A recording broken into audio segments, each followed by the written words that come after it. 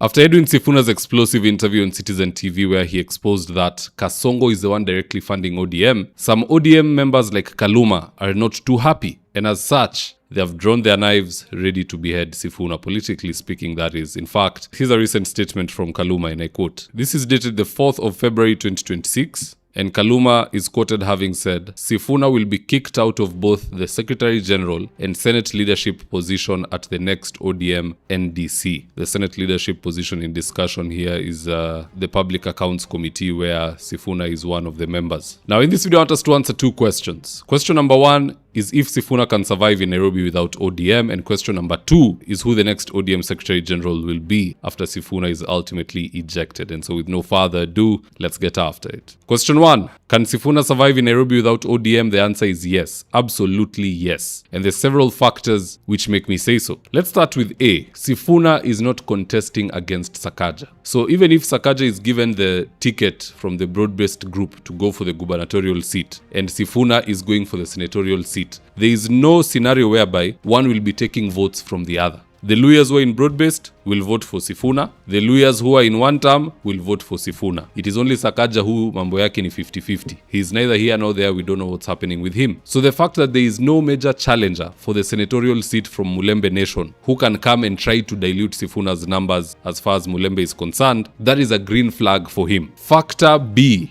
is the fact that Sifuna enjoys the support of Kalonzo Musyoka. With the support of Kalonzo and Wiper Party, all the Kambas in Nairobi will be behind Edwin Sifuna. That is a big plus for him. Which brings me to factor C, and that is the fact that if Gachagua so chooses, because, you know, he's yet to make the decision, this is not a guarantee, but if he so chooses to support Edwin Sifuna, he will find himself with the support of the Luya base, the Kamba base, and the entire Mlima Kenya base. That in and of itself is enough to get Edwin Sifuna re-elected unanimously. In fact, he's Rigiji extending an olive branch to Edwin Sifuna. Sasa tumesikia William Ruto amesema akinunua ODM hataki Sifuna, atamfukuza. Edwin Sifuna, I want to tell you, my brother, you are a good leader. Ukifukuzwa na William Ruto, you are welcome to DCP. Sifuna akuje asikuje. Sifuna is a great senator in Nairobi. And I have no problem with the DCP supporting Sifuna to be the senator of Nairobi. We have no problem. So long story short, by leaving ODM, the only thing Sifuna is losing is his SG position and the Luo voter base, which in and of itself is negligible. So yeah, losing ODM is tantamount to losing a sharpener from a pouch full of biros. It's inconsequential. Question number two, if Sifuna is removed as the ODM SG, who will be his replacement? The only logical answer to that question is Otiende Amolo. Otiende Amolo is part of the legal group that helped Raila Odinga overturn the 2017 elections under Chief Justice David Maraga and company. Subsequently, he's a lawyer. And you know, you cannot be an SG if you are not a lawyer. Ukiona chama iko na SG ambaye si wakili, hiyo chama iendi mahali. Because when you're the SG, you are the one defending the position of the party. When you're the SG, you're the one drafting the MOUs. This 10-point agenda, which was signed by Ruto and Raila, was drafted by Edwin Sifuna. Raila told us. If Junet was the SG, what could he have drafted? Nothing. So it's even impossible to keep things watertight. Unataka kufanya deal kati ya party leader na yule mtu fulani. SG hajasomea mambo ya uwakili. Ni mtu tu aliachia shule mahali katikati. This fellow must then go and look for a lawyer, maybe Haminwa, Elisha, Ogoya,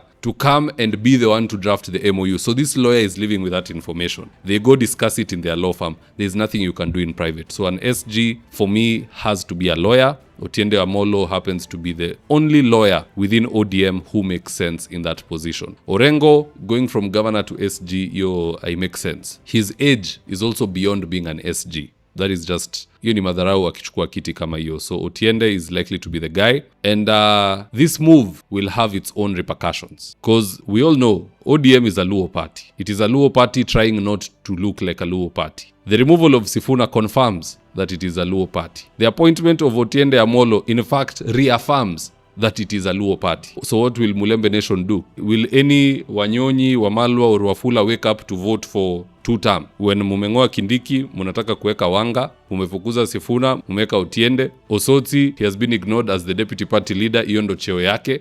Mikutano zinafanywa hausishwi. So the removal of Sifuna, long story short, is very beneficial to this country. It will expose ODM and it will finish ODM. Ruto anaenda kufanya broad-based with a skeleton. In fact, a skeleton is a bad example. Ukichukua mti ama mbao ile ya cypress, uiweke mahali na ikulwe na mchwa, it leaves nothing inside, and you'll think this is a solid block of wood until you go hold that wood. It crumbles because there was nothing inside. That is what will be left for William Ruto if Edwin Sifuna is removed as SG and Otiende is appointed. And that is why I'm saying, if ODM you are watching, aluta continua, toeni huyo jamaa, munatusaidia sana, hata mimi na waunga mkono. Now having said that, let's see what Kenyans on next had to say in response to Kaluma's ouster threat towards Edwin Sifuna. I don't know if it's a threat at this juncture or an assuarity, but let's see what Kenyans on next had to say about this in a quote. Nyasuba said, okay, bring it on. Your dead party will be officially cremated then. Aboge said, these village politicians are very arrogant. Let them try. Charles Ndarau said, he has so many options. You shouldn't be bothered where he lands. It's the impact that should worry you. He's referring to Sifuna here. Musheru A said, do that and forget Luya support. I assure you that will be the last nail on the coffin for ODM. Frances said, says the bootlicker, Baba went with his star. Survival without Baba is not happening. He would listen to the ground again like last time.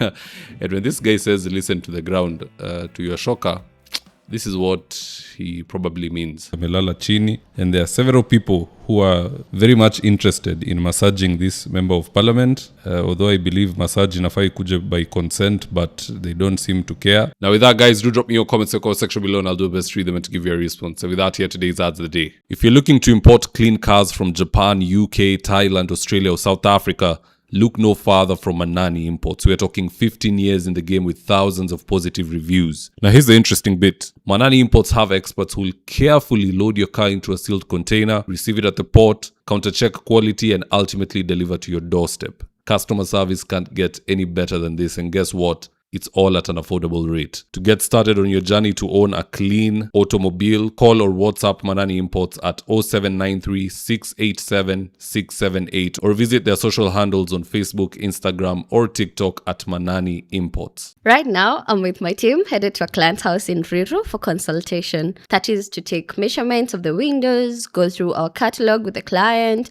and then once they decide on the color and the fabric they want, we'll get busy sewing, and at long last, the curtains installation will be on us. So if you're looking for curtains, shears, curtain rods, curtain accessories, reach out to Phoenix Curtains and Interior Decor and we will sort you out. Call us on 0724 414153. Thank you for choosing David Wafula as your primary news platform. We put countless hours in research, recording, and editing. By showing up each and every day to watch our videos, you encourage us to generate more videos for the viewers. We are on a mission to inform, educate, and build a better tomorrow. To our thousands of followers in a world full of presidents, kings, and queens, you are the real gem. Adios.